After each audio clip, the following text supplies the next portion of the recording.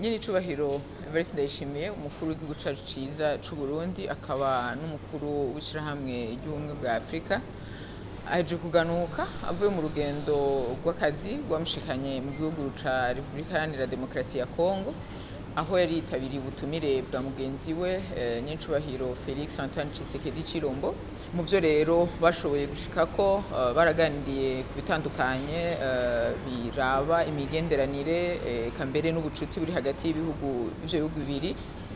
kandi rero kari n'akaryo keza ko nyine icubahiro umukuru w'igihugu cacu c'u Burundi gushobora kwishikira mu rubanza rw'imbaza imyaka 10 kaminuza y'ubuhinga na cane cane mu vyo kwivuna abansi mu mfunyafunyo y'igifaransa bita CESD imaze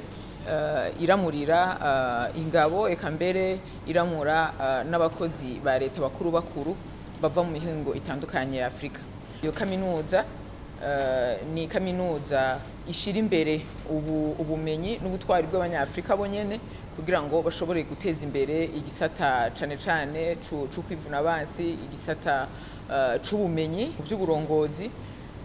Rero karakaryo keza ro kwishikira muri ivyo birori. Hari rero n'umunsi mukuru wo guhereza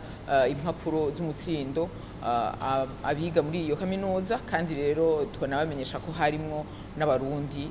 muri abo banyafrika biga muri iyo kaminuza